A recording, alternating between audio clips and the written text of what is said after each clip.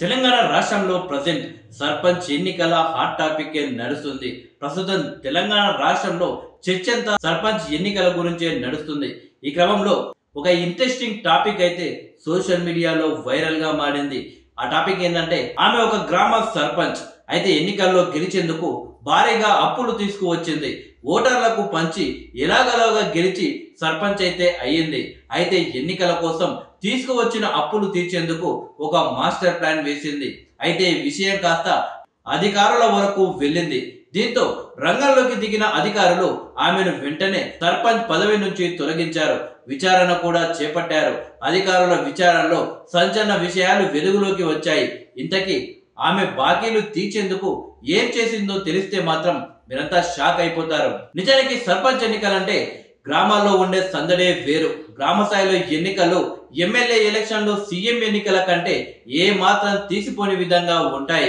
ఇక కొన్ని గ్రామ పంచాయతీ ఎన్నికల్లో అయితే భారీగా ఖర్చు పెట్టే సాంప్రదాయం కూడా ఉంటుంది.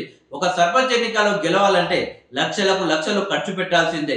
ఇక భారీగా ఖర్చు పెట్టి ఎన్నికల్లో గెలిచిన తర్వాత అధికారంలోకి వచ్చి ఆ డబ్బును సంపాదించుకునే సర్పంచులు ఎంతో మంది ఉన్నారు.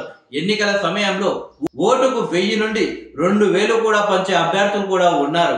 ఇక ఇలా ఎన్నికల్లో పోటీ చేసేందుకు భారీగా అప్పులు కూడా చేసి తర్వాత తిప్పలు పడుతూ ఉంటారు కొందరు సర్పంచులు. ఇలాగే ఒక మహిళా సర్పంచ్ చేసిన అప్పులు తీర్చుకోలేక సంచలన నిర్ణయం తీసుకుంది. చివరికి ఆ నిర్ణయమే ఆమె పదవి పోవడానికి కారణమైపోయింది. మధ్యప్రదేశ్ లో జరిగిన ఈ సంఘటన ఇప్పుడు దేశవ్యాప్తంగా చర్చనీయాంశంగా మారింది. మధ్యప్రదేశ్ లోని గునా జిల్లాలోని కరోడ్ గ్రామ పంచాయతీలో వెలుగు చూసిన ఈ యొక్క వింత సంఘటన ఇప్పుడు సర్వత్రా చర్చకు దారితీస్తుంది.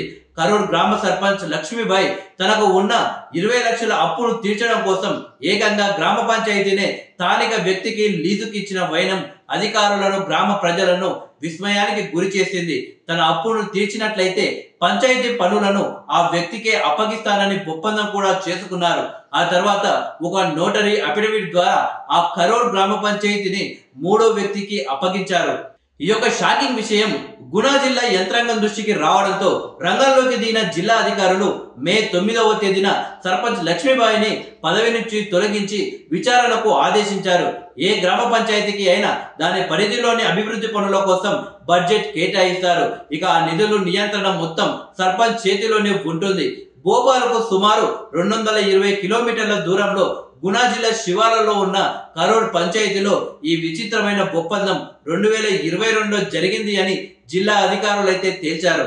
ఇక విచారణ తర్వాత గునా సబ్ డివిజనల్ మెజిస్ట్రేట్ పోలీసులకు ఫిర్యాదు చేశారు.